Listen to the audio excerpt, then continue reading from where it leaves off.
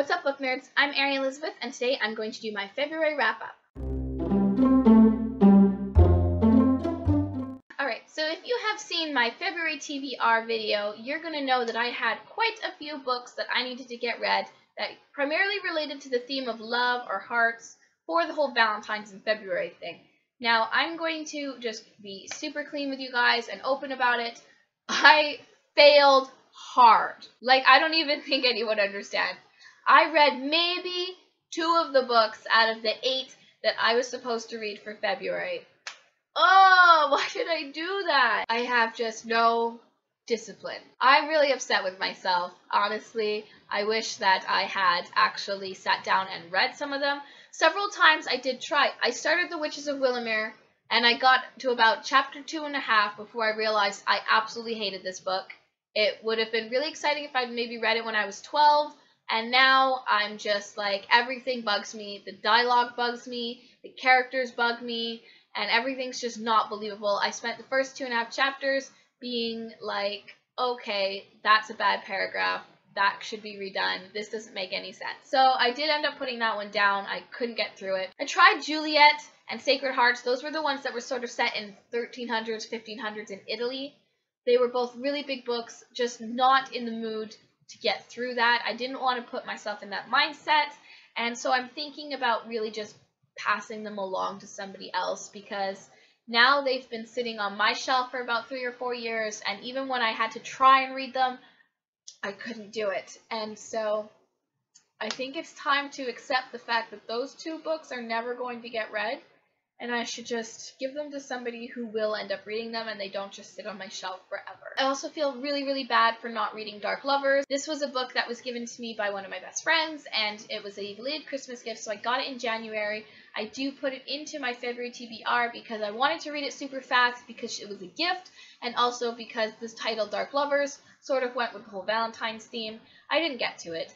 I don't know why. I just really didn't want to sit down and read a really big book, I guess.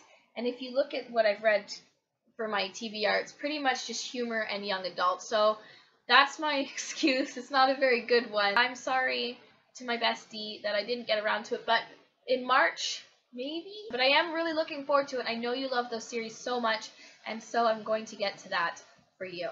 I love you. You know that I do. Failure aside, I did read 5 books this month, so I think that that kind of makes up for the fact that I didn't read my TBR. Honestly, as soon as I posted that video, I started picking up something that wasn't on the list, and I knew right from the beginning of February that the list had pretty much just gone to hell, and I was going to read whatever I wanted because I have no discipline. I did end up reading several books, 2 that were not on my TBR list. I had no intention of picking them up, buying them, reading them at all. Those were 2 books that were meant to come out on February 10th. I hadn't really been paying much attention to what was released in February, simply for the fact that I had a lot to get through already and I didn't want to get excited about it, and then that didn't end up happening whatsoever. The first book that I read this month was on my tablet. It was my first e-reader book ever. That was Bloodlines by Rochelle Mead. I read that book because I went and picked up The Ruby Circle, and I do just talk about this in my February book haul as well, because these were 2 books that I purchased this month as well as read this month. And I actually skipped the middle bits, and you're going to hate me for it. I'm going to go back and reread it, but I really wanted to review this book since it was a new release, and I figured I'd better at least know who the characters were. I mean, I've read Vampire Academy, and I loved it, and I have to say overall, I didn't like this series as much as VA, but I go a lot into that in my book review for this. It's really just Sydney's story. It's from her point of view. She's now in Palm Springs, and she's got a lot going on with vampires and the alchemist breathing down her neck, and the fact that she's a vamp lover now, according to some of them, is really weighing on her, and it's sort of her journey and Adrian's journey, who is a vampire, and they come together, and in the 6th book, they're married. There's a lot that goes on in between. I do have a full review for this book out, so you can definitely go and check that out. I'll link it below. You can find out a little bit more about what happens, but I did enjoy these books. However, I have to say, I didn't love them compared to Vampire Academy. The next book that I read that came out February 10th was Red Queen by Victoria Aveyard. I have a full book review out for this as well if you want to go into a little more depth and discussion. I didn't love this book. I have to say and be honest with you. I gave it a better review right when I finished reading it, and then the more time I had to think about it, it wasn't as good. The world in this book is split into 2 kinds of people. You have Red Blood. They're like mundane everyday slavey people. And then you have the Silverbloods, and they're the elite. They have powers. This red girl ends up having powers, and then there's a whole mishmash of struggle with that. The Silvers find her, and then they have to fake her as being part of the elite, and they marry her off to one of their sons, and then she's really in love with the other son. Then there's a ridiculous amount of plot twists in the end of this that I couldn't even keep track of what was happening. I will probably read the sequel to this simply for the fact that I want to see where it went, more out of curiosity than out of enjoyment. The next book that I read I don't actually have with me. It is The Book Thief. It looks like this. I don't have that with me because this is a book we had to read for book club at the library that I'm in, and I did have to give that book back. I do have a full book review for that coming out so that you can definitely check out some of my more thoughts on this. I thought it was really, really interesting. It is about 1939 to 1944 in Germany, and its focus is really narrowly on a small German family, particularly Liesel, who is a adopted girl in this family. Her parents were communists, and so to save her, they've sort of given her up. This sort of takes you through her journey over these next couple years while she's living with this family and what it's like to live in Nazi Germany. It takes you to the other side to know that, there was a lot of people living there at that time that were not in favor of Hitler. They were not pro-Nazi, and they were just trying to struggle to survive. It was really a kill or be killed situation for them. So that's a really interesting book to read, told completely from Death's point of view, which I got really excited about. That's my favorite thing. It's kind of macabre, I know, but I'm really into that. I really, really enjoyed that book. It is a larger book. I've seen a lot of people being really, worried about reading it, but you know what? Despite being about a really heavy topic, Death made it kind of light and witty, and he's tired, and so it was a really interesting book to read. I loved the point of view. I can't even stress enough how much I love the point of view. I loved the thought-provoking quotes in it. I have so much that I took away from that book. It was a really great book group discussion that we had about it, and I'm so glad that we read it. The last book that I read is actually on my TBR for February, so this is the second book that I got through, which was Assholes Finish First by Tucker Max. I have read his first book called I Hope They Serve Beer in Hell, and he also had a movie that came out.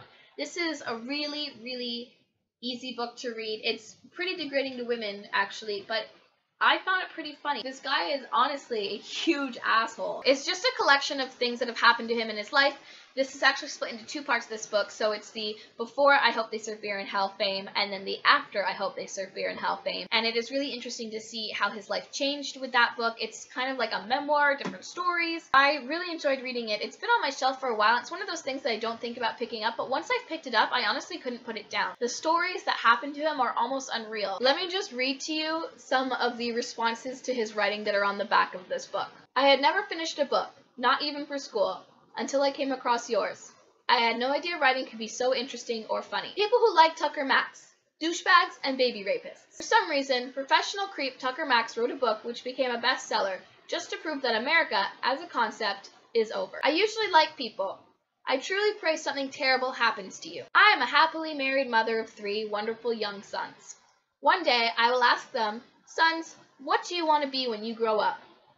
The first will answer an astronaut. The second will answer the president.